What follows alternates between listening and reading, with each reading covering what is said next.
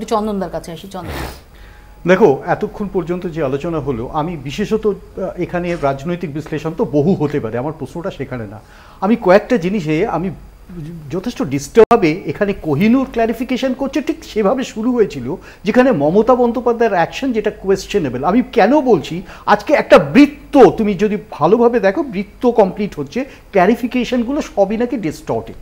আমার প্রথম প্রশ্নটা হচ্ছে যে আজকে ঠিক যেখানে যে ঘটনাটা ঘটেছে, প্লেস অফ আকারেন্স, প্রথম শর্ত সেটা ঘটেছে হাসপাতালে, এবং তার পরবর্তী সময় আমরা দেখেছি যে ফরেন্সিক রিপোর্ট এবং তার উপরে পোস্টমর্টেম রিপোর্ট 21টা ক্ষতচিহ্ন।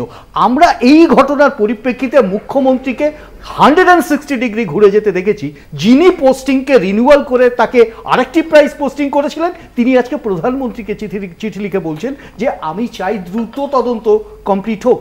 এটা কি তার অ্যাকশনের শুরুতে ছিল, নাকি আজকে বাধ্য হয়ে করছেন? প্রশ্নটা এখানে। এর মধ্যে তো ডিসকাশন নেই। সংস্কারের পক্ষে সওয়াল করছেন অভিষেক বন্দ্যোপাধ্যায়। ইন্টারেস্টিং। আমি আরেকটি কথা তোমাকে বলি, Abhishek Bandyopadhyay is playing a very clever role. আমি একদম পরিষ্কারভাবে বলছি, তার কারণ হচ্ছে যে মমতা বন্দ্যোপাধ্যায় এবং অভিষেক বন্দ্যোপাধ্যায় সম্ভবত একটি দলের, মানে আমার বলার উদ্দেশ্য পাওয়ার সেন্টার আলাদা হতে পারে, সম্ভবত একটি দলের।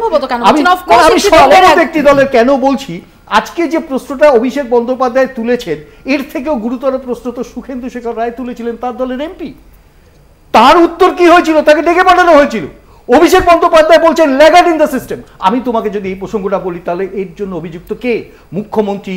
তার নেতৃত্বে একটি প্রশাসন চলছে, সেই প্রশাসন ল্যাগার্ড, সেই প্রশাসন দীর্ঘসূত্রিতায় ভুগছে, সেই প্রশাসন বিভিন্ন ক্ষেত্রে সৎ ভূমিকা পালন করছে না, এরকম একটি পারসেপশন যদি অভিষেক বন্দ্যোপাধ্যায়ের মন্তব্যে প্রমাণিত হয়, তাহলে প্রশ্নটা কাকে? আজকে কি অভিষেক বন্দ্যোপাধ্যায়কে পুলিশ ডেকে পাঠাবে? প্রশ্নটা কিন্তু সেখানে না। প্রশ্নটা হচ্ছে, তুমি দেখো, যারাই একটা অ্যান্টিসিপেটরি অ্যাকশন করছেন, সেখানেই কিন্তু পুলিশ গিয়ে প্রথমে তার মুখ বন্ধ করবার কাজ করছেন। This is not democracy. আর শেষ করি, এটা না নার্সিসিস্ট সাইকোলজিক্যাল যে প্যাটার্নটা উনি বললেন, এটা একটা সেক্সুয়াল বিহেভিয়ার। আমি বারবার বলছি, পলিগ্রাফ টেস্ট ইজ গুড, কিন্তু মূলত যেটা করার দরকার, আমি যেটা বারবার বুঝতে পারছি, সেটা হচ্ছে যে এখানে একটি মাত্র কি ক্রাইম হয়েছে, পরেও একটা বড় শর্ত আছে, যারা যারা ক্রাইমের সাথে যুক্ত তারা ডিরেক্ট ইনডাইরেক্ট একটা বড় রকম চক্র, সেই চক্র ভাঙতে না পারলে কিন্তু ওই একটা সঞ্জয় রায় কোনো আনসার হতে পারে না ফর দিস কেস।